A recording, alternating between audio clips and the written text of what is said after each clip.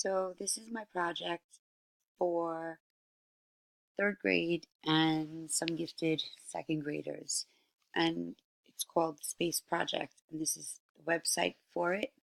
I'm trying to move this sentence up. I might have to screenshot it in just so people see that we're going on a journey through space and what we're going to do. So it's called the Space Project, and I put some tabs up. I think they need a little bit of work.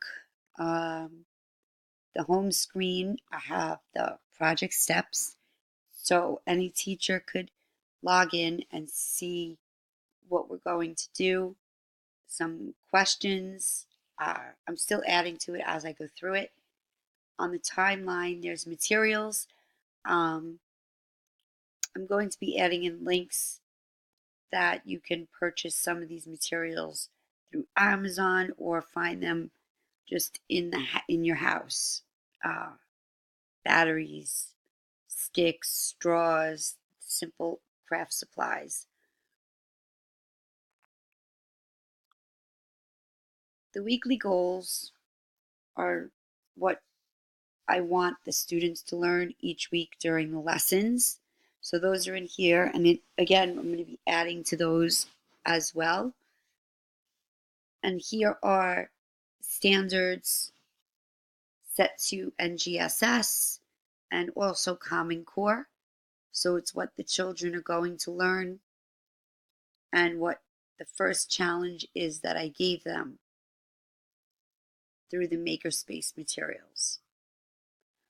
So we're working on the Lego We-Dos now, and I have some links to lesson plans. So if you click them, it will take you to the Lego site. So here, it's redirecting. So it'll take you to the Lego site where you can print this or download it, give each child a copy, blow it up about the Lego programming blocks so you can learn more about them. And here is the instructions, which again you can download or print, the lesson plan to build Milo, the space rover. So I have those in here. I haven't yet posted videos of the students' work. And here are some video resources for people not familiar with Lego. So there's one video introducing the We-Do, another video for Scratch. I think I'm going to have to divide up the video tabs and put these videos there since they're about Scratch. So it's an introduction to Scratch, a beginner's tutorial on making a game, how to make sprites talk. And that's the next thing we're going to get into. We're going to do Scratch and create an all about space app or program so the students can show what they did already learn. I'm not sure if by the time this course is over, I'm going to get to use the 3D pen or get to the Do Ink green screen. So I'm debating if I should leave them up here for now or take them down. And in here, the button for more, there's some books and websites that we've already used. There's the first book, Life on Mars. I'm going to put a link here for Amazon. The Mars rover game. If you click on this, it'll take you over to the game, which gives directions. You can download or play.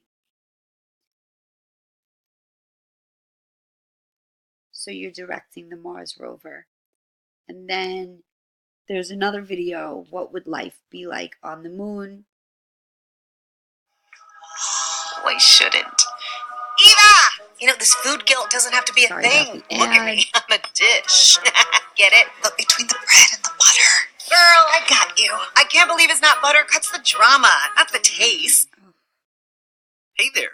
Welcome to Life Noggin, The moon is our closest celestial neighbor. It's fairly small, has a similar makeup to Earth, and there's water. It might sound like an ideal place to set up camp, but it's really not. So why can't we live on the moon? In the last decade, there's been a lot of hype about humans going back to the... So this will give the children a lot of the information they need to go back to the main question about can we live on the moon? And then I have some pictures of the students on the journey that we're working on. So here's the day we were using maker materials, straws, clips, cups, lifesavers, and we were building a model of a Mars rover. They had a rubric. It had to have 6 wheels, a mock camera, a mock arm to pick up dirt and rock samples. So they were working independently but helping each other. Then we read the book, and here's outside in the wall.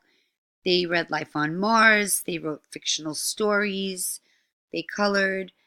Then we used these QR codes on the iPads to get information, and we wrote about things that we learned in mini books, which are here.